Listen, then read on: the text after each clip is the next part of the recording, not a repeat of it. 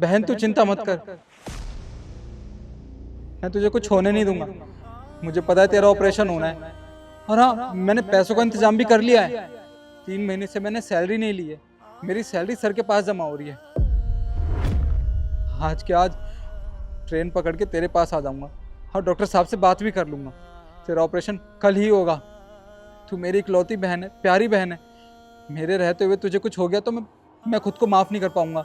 तू चिंता मत कर, कुछ भी नहीं होगा तुझे। हाँ तू अपना ख्याल रखना। हाँ मैं सुबह तक पहुंच जाऊंगा, ठीक है? हे भगवान, मेरी बहन को कुछ हो ना जाए। बाकी पैसों का इंतज़ाम तो हो ही चुका है। मैं जल्द से जल्द अपनी बहन के पास पहुंच जाऊं, उसके बाद उसका ऑपरेशन करवा दूंगा। शिखा, मैंने सबकी सैलरी दे दी, बस गार्ड की सैलरी देना भूल गया। और तुझे पता है इसकी 3 महीने की सैलरी रह रही है। बोल रहा था इकट्ठी लूँगा, और इसने मुझे बोला भी था कि मुझे पैसे दे देना। हाँ, तू एक काम करियो, तू ये गिफ्ट पकड़, और ये 40,000 रुपये है। ये 40,000 रुपये और ये गिफ्ट गार्ड को दे दियो, और बोलना इसकी सैलरी है।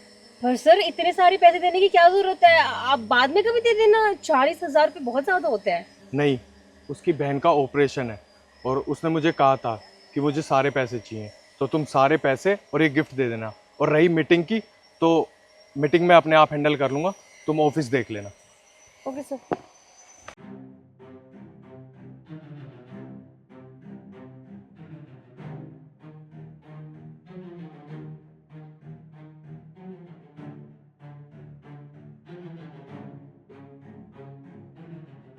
कितने बेवकूफ़ है सर, उनको लगा कि सच में मैं इतने सारे पैसे उसको दे दूंगी। लेकिन सर आप ये नहीं जानते कि आपकी मैनेजर बहुत चालाक है। इतने सारे पैसे क्यों दूँ, वैसे भी मामूली सा गार्ड तो है वो, इतने पैसे करके क्या करेगा। एक काम करती हूँ ना, मौका अच्छा है, मैं रख लेती हूँ।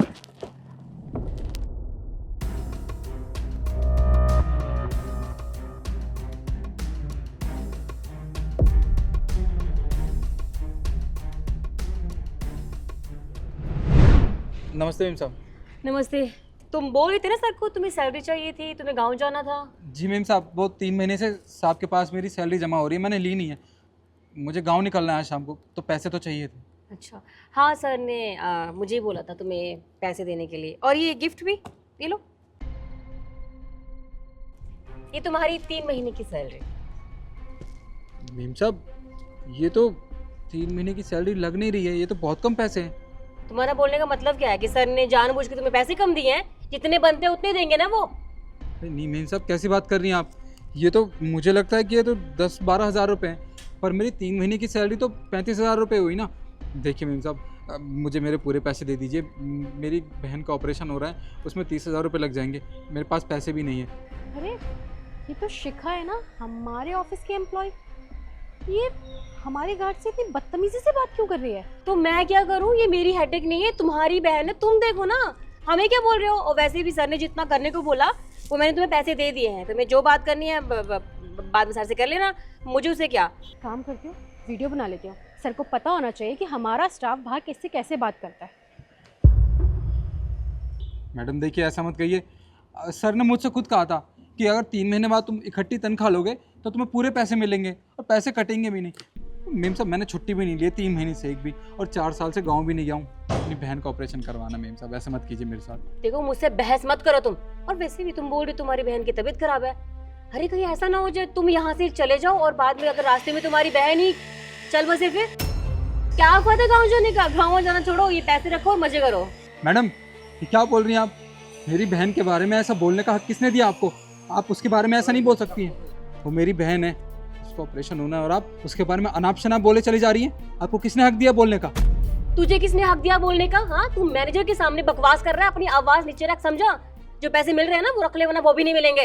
अपने काम पे ध्यान दे। बकवास कर रहा है। मैडम मेरी बात सुनिए। मैडम मैं अब ठीक है, सर को दिखाऊंगी।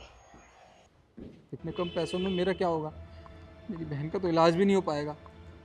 हे भगवान, मैं क्या करूं? साहब ये लीजिए, ये आपका गिफ्ट और ये अपने पैसे। हमें कोई पैसे नहीं चाहिए, जा रहा हूं मैं यहाँ से काम छोड़ के। निखिल, ये क्या तरीका है? और बात तो बता, बात क्या हुई है? क्या आप हमसे पूछ रहे हैं क्या बात हुई है? साहब 10,000 रुपये में क्या घर खर्च चला लूंगा मैं, बताइए। 3 महीने से सैलरी नहीं ली थी मैंने। ये सोचा था कि इकट्ठी सैलरी ले लूंगा क्योंकि अपनी बहन का इलाज करवाना है मुझे गाँव जाकर। पर यहाँ पे 3 महीने की सैलरी तो मुझे मिली नहीं, बस मिले तो क्या ये 10,000 रुपये। इनमें क्या होगा साहब, ये तो गाँव जाते ही खत्म हो जाएंगे। क्या 10,000 रुपए?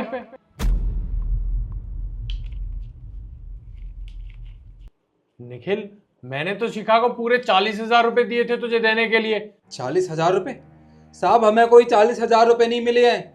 शिखा मैडम ने अभी थोड़ी देर पहले हमें पैसे दिए थे, वो भी कितने, 10,000 रुपये। साहब मुझे कोई 40,000 रुपये नहीं मिले हैं, 10,000 रुपये मिले थे मुझे। क्या करूं इन पैसों का? इन पैसों में कुछ भी नहीं होगा।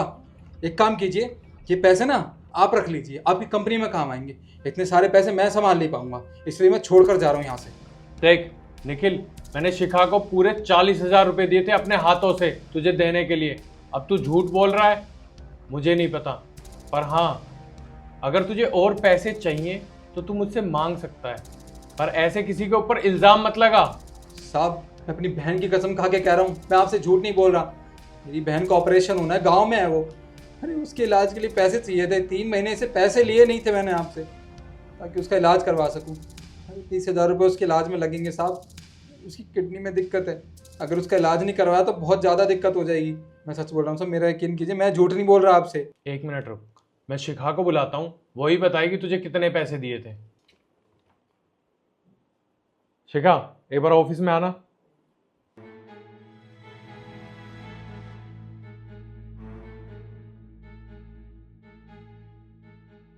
जी सर, आपने बुलाया मुझे?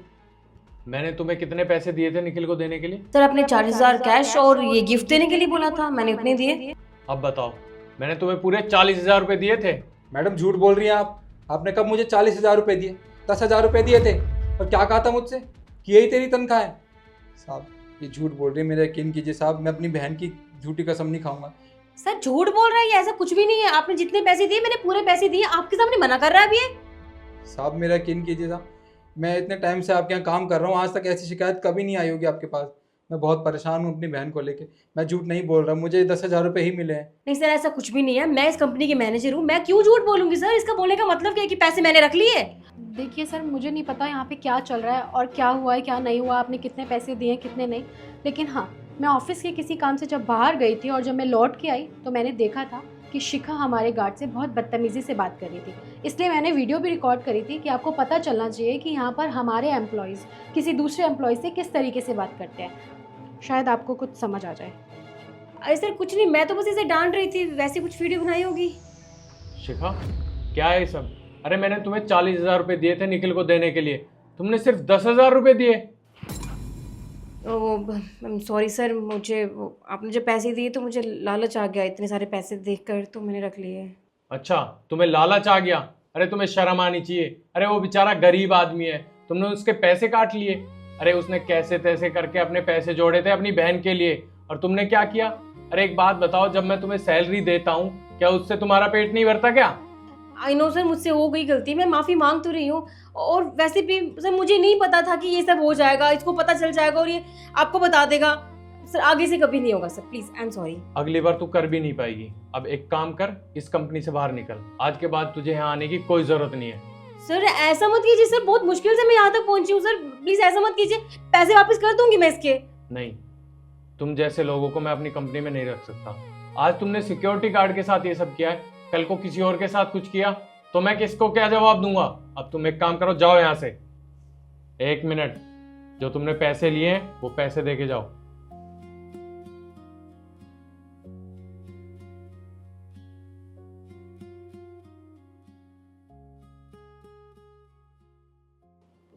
निखिल, ये लो तुम्हारी पूरी सैलरी।